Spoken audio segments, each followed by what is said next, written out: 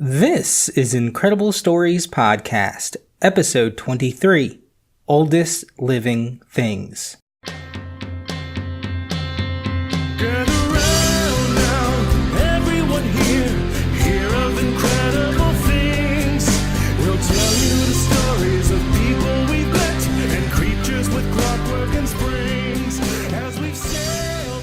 Well, hello again, everyone. It's time for another Incredible Stories podcast. I'm Josh Virela, your schismatic host, and thanks for being here.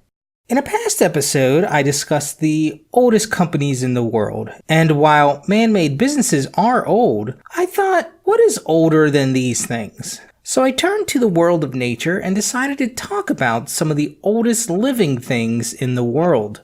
Take your guesses now, folks. Plants? Animals? Who has the oldest? Here's what I know.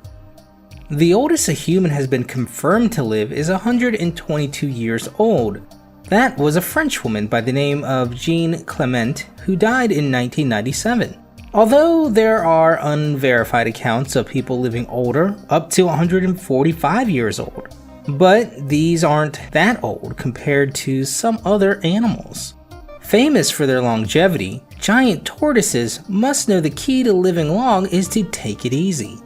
A giant tortoise named Jonathan lives on the island of St. Helena and is thought to be 185 years old. Of course, even age catches up to tortoises as he's blind and has lost his sense of smell, but he hears well and is still ticking. I will point out that there was a radiated tortoise named Tui Malila that Captain Cook gave to the royal family of Tonga, and when she died in 1965, she was verified to be 189 years old. But she is thought to have been even older, maybe even 250 plus years old. So reptiles are pretty long-lived, but let's not forget our ocean friends. Scientists think that bowhead whales can live around 200 years old. Now, there are several ways to determine age of things, and interestingly, there was a bowhead whale that died in 2007, and when the native peoples harvested it, it was discovered a harpoon point was embedded in the whale's neck. Experts dated the harpoon tip to around 1880 and even pinpointed the making of it to a New England factory. So knowing this, they estimated that particular whale was around 130 years old. So let's stay in the ocean for a bit. I like having my feet wet. 200 years old is pretty old, and it's thought that cold water slows down one's metabolism, so that contributes to the age of these sea creatures. But it's not just ocean mammals that live long. An ocean quahog, and that's a clam, was dredged from the ocean floor off the coast of Iceland in 2006, and it was determined that that clam lived for 507 years. Sadly though, it died in 2006. You see, to determine the age of a clam, you have to open it up and cut its shell and count the bands, kind of like a tree. But don't cry too hard, quahogs are often used in clam chowder, so you've probably eaten several hundred years worth of history spoonful by spoonful. Yummy. Now, these clams do live long, so it wasn't like 507 years was particularly rare. I mean, they are often determined to be several hundred years old. Incidentally, the clam was given the name Ming because it was at first thought to have been a youthful 402 years old and named after the Ming Dynasty, which was the time period it was born in. The Ming Dynasty lasted from 1368 to 1644. So after it was re-examined, it was determined the clam was actually born in 1499. The same year, Switzerland became an independent state. Now that's pretty old. But let's enter into the mix plants. Plants are long-lived and can be hundreds, even thousands of years old. There is a tree in Sicily known as the Tree of 100 Horses, which is a badass name for a tree. It got its name from a legend when 100 knights and their horses took shelter under this massive tree, located near Mount Etna, which is an active volcano by the way, This old tree is the world record holder for girthiness, 190 feet in circumference. Now, to clarify, that's not the trunk of the tree, it's the entire tree with the limbs, if you're looking at the tree from above. But this chestnut tree is thought to be between 2,000 and 4,000 years old. Of course, this is an estimated age. Who wants to cut down this old tree just to count its rings, right? Now, of confirmed ages, a Great Basin bristlecone pine tree called Methuselah is 4,848 years old and makes its home in the White Mountains of California. Now, this tree was thought to be the oldest non-clonal tree in the world, and I'll get into the clonal stuff in a minute. But in 2012, another bristlecone pine near Methuselah was discovered, and it is determined that that tree is 5,066 years old. Now back to the clonal stuff. A clonal tree is a group of genetically identical individuals that sprout from a single ancestor, not producing sexually, but it clones itself. So, like when you cut off a branch from a plant and then replant that branch, it grows into a normal sized plant, but it's actually still the same plant as the original plant? Does that make sense? There are other methods of cloning. Big woody plants, like trees, might produce clonal colonies via a big root system that send up new shoots. This is the case with a 9,558-year-old spruce tree in Norway called Old Tjiko, and Tjiko is spelled Tjikko. Now, if you Google this tree, it looks like a sad Charlie Brown Christmas tree. And at only 16 feet high, it appears to be a relatively young tree. But as it's a clonal tree, it's part of a much older root system that has been around for a few New Year's Eves. Back to the ocean. Deep sea sponges are odd ocean creatures, not to be confused with corals. They are simple animals that live a lot like plants. The namesake for your squishy dishwashing foam thing, sponges can be long-lived. And one species, and I'll probably mess up the scientific names of these things, but it's called Monoraphis chuni. And it's not only long-lived, but huge, for a sponge anyway. At about 10 feet long, one specimen collected from the deep cold ocean in the East China Sea is estimated to be about 11,000 years old. For some perspective, 11,000 years ago is the earliest recorded construction of a ceremonial site. And that site being Göbekli Tepe in Turkey, which is its own episode. But another way to look at this is about 10,000 years ago, mammoths and other megafauna started going extinct. Not so fast, sea animals! This land plant has you beat. The oldest living plant on the planet is another clonal tree species of quaking aspen, located in Utah. It laughs at Methuselah and Old Tjiko for their babiness. Would you believe this organism, named Pando, is 80,000 years old? This group of trees is also noted as being the heaviest, most massive known organism on Earth, weighing in at an incredible 13,227,735 pounds, give or take depending if it had some ice cream the night before. And this organism, Pando, covers an area of 106 acres. Perspective again, an African elephant can weigh in at about 10,000 pounds, so you would need 1,323 elephants to equal the Great Pando. All hail Pando! Now the Pando system is made up of about 40,000 trees, each stemming from one massive root system.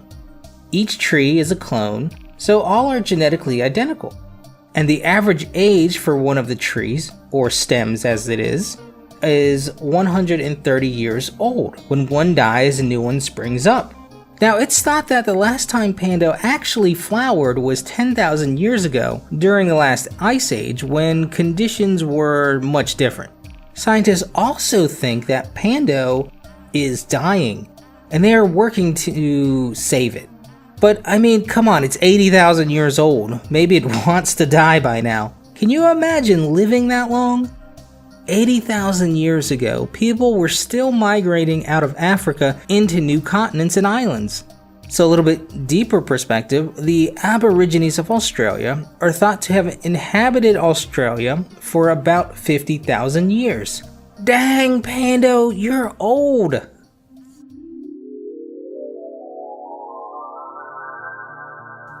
Papa Pando, can you tell me the story about that time that a mammoth rubbed its butt on you? Sure, Branchy. Yes. I remember it like it was yesterday. You see, I was there minding my own business, popping out another stem. Ew, gross! It's a natural part of life, Branchy. One day when you're old enough, you'll pop off some stems of your own. No way! I'm going to be like one of those giant sequoias and reproduce using cones. What? You'll do nothing of the sort. We come from a long line of proud root systems, and I'll be dagnabited if one of my kinfolk grows up to be a cedar. But Papa Pando, didn't you at one time flower yourself? That was many moons ago, Branchy, when I was a young, reckless youth. Is that how you met Gram Gram? Oh, Gram? Don't you get it, Branchy? I am your Gram. What? You're a clone, Branchy. A clone! No!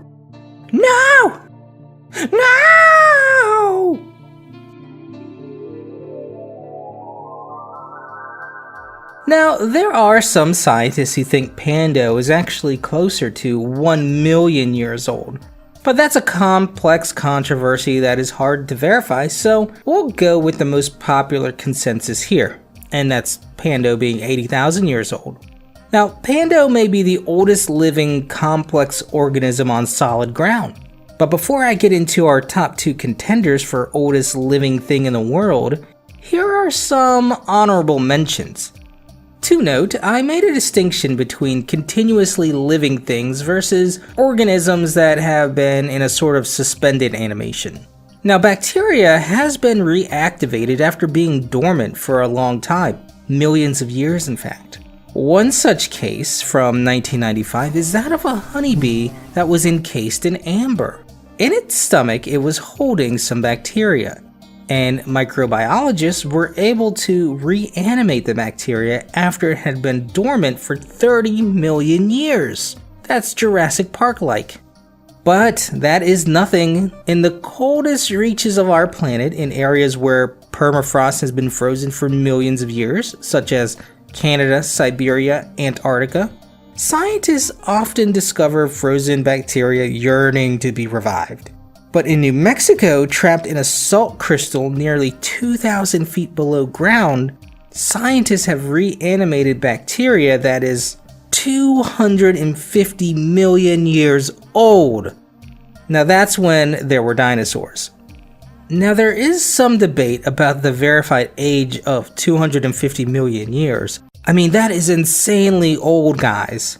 But even if the benchmark of 250 million years is incorrect, there are many other examples of million years old bacteria being revived. Okay, so now back to the meat of it. Okay, Josh, what's the oldest living thing on the planet? Well, if Pando isn't 1 million years old and is closer to the commonly accepted 80,000 years, then the oldest organism on the planet is neither plant or animal. And you may have guessed from my honorable mentions, it's a bacteria. So the oldest thing on the planet is probably Siberian Actinobacteria that lives in the permafrost of Siberia, that's right. Now, most bacteria in permafrost go dormant, but this particular kind actually stays alive and grows. And just how long has it been growing? 400 to 600,000 years. That's older than anatomically modern humans have been around. The first human appears in the fossil records at about 195,000 years ago.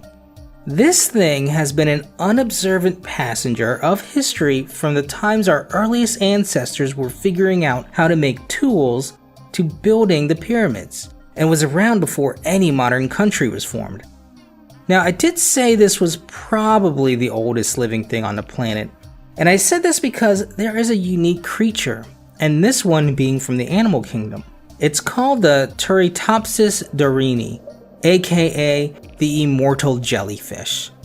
It's a tiny animal found in lots of waters of the world's oceans, but originally it was from the Mediterranean, and it can be found predominantly there and off the coast of Japan. But this tiny jellyfish has the odd ability to revert to its infant stage after reaching sexual maturity.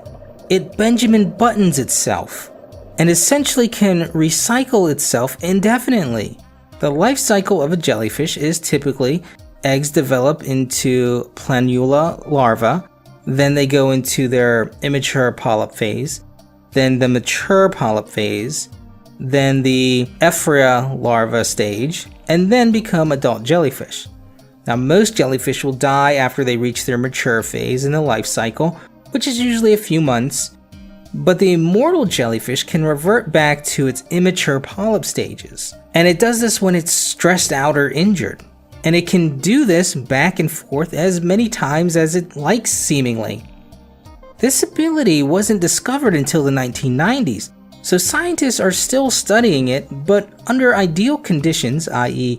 escaping predators and not getting fatally ill, there doesn't seem to be a reason why it can't just live forever. Now, there are some other biologically immortal creatures, and these being Hydras, which are tiny freshwater animals that can regenerate, the Wolverines of the animal world, if you will, and that's Wolverine from the Marvel comics, not the actual Wolverine animal. But Hydras continuously renew their cells, and by doing so, hold off aging. And there are some other creatures that have similar abilities, but not as impressive as the immortal jellyfish. So those are some of the incredible, longest-lived things in the world, and now you know what I know. Man's interest in immortality is the stuff of legends, myths, and fables. And while man hasn't obtained these ages or abilities yet, the study of long-lived organisms may lead to breakthroughs in applying longevity to humans themselves. But if you were to have the ability to live 200, 500, 10,000 years, would you want to? What if you aged but slowly degenerated and you had to just wait through the eons of sickness before you died? Poor Pando. Or what if you had the ability to revert back to your immature prepubescent self once you reach the age of 70? Would you want to take another ride? I think for me personally, I wouldn't mind the regeneration aspect of Hydras, but only if I could have the Wolverine claws to match. And now, for the Immortal haiku.